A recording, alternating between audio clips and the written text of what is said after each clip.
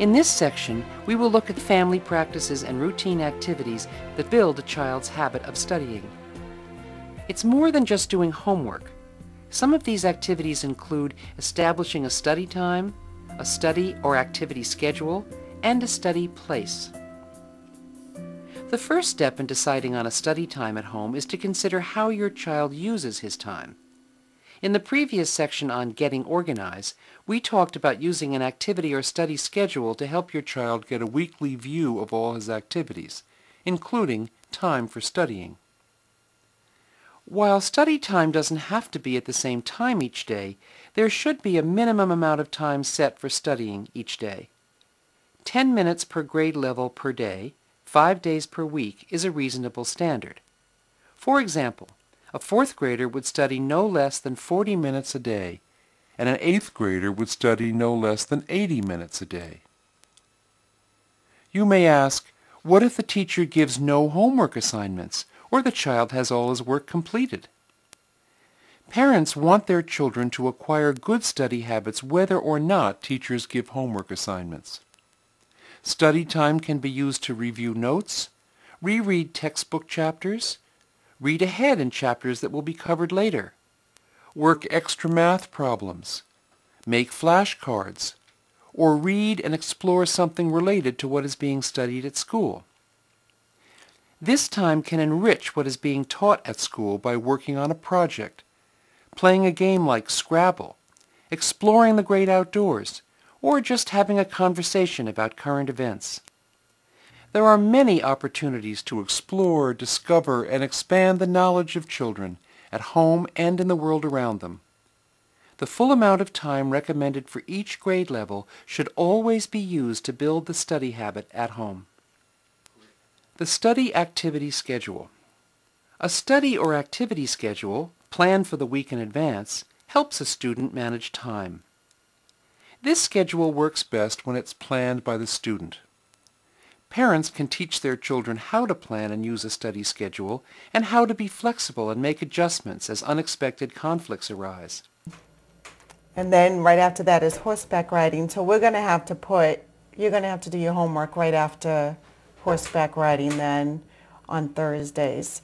So homework. The study or activity schedule includes all the activities of the day, such as school events, church, clubs, sports, family outings and events, study time, meals, even bedtime. The study place. The study place is where the student studies at home.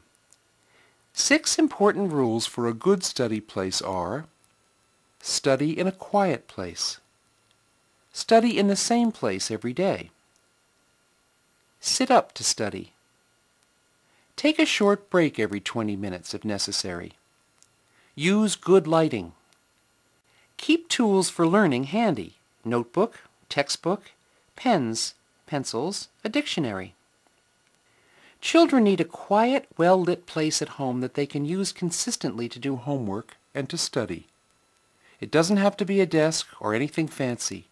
The study place can be a table, the kitchen counter, or the sofa in the living room. The important thing, especially for younger children, is that it be near a parent and away from distractions like the television, cell phones, and iPods. There should be enough space to spread out papers and books. Ideally, it would be near the computer if your home has one. Middle school students also need a place free from distractions where parents can check in on them periodically. Using the same study place at home helps children stay focused on their school-related tasks. For younger students, a homework or study box is a great way to keep supplies organized and handy. You can use any kind of box or container to hold pencils, pens, highlighters, paper, a dictionary, or a calculator. Older students might also want a thesaurus and a course syllabus handy. Now let's focus on homework. Homework refers to specific assignments that teachers give to students on a regular basis with the expectation that students will complete assignments and return them to school on time. Homework helps the student practice what he is learning in class. It shows the teacher whether the student understands the material and helps students develop their responsibility for organizational and time management skills. It's important to know whether the completed homework is practice and review and needs to be returned to school for understanding, or if the homework is part of a classroom assignment and needs to be returned for a grade.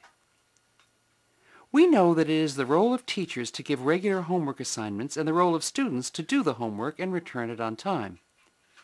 Your role as a parent is to provide your child with the time, materials, and appropriate setting for homework, and to reinforce the idea that homework is the student's responsibility, giving them regular supervision, guidance, feedback, and praise.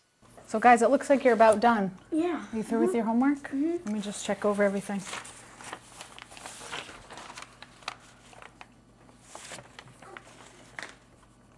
You guys did a nice job. Do you need me to sign off on anything?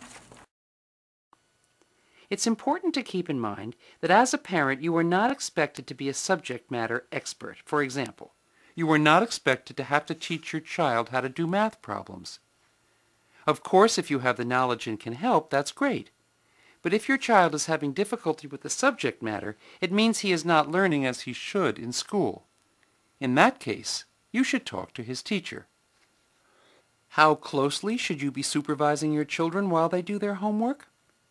Usually, 3rd to 5th graders need a more hands-on approach, since their homework is more drill-oriented, with assignments such as times tables, spelling, and vocabulary lists. So you will want to stay close by. Apostrophe T. Good. How about they've? They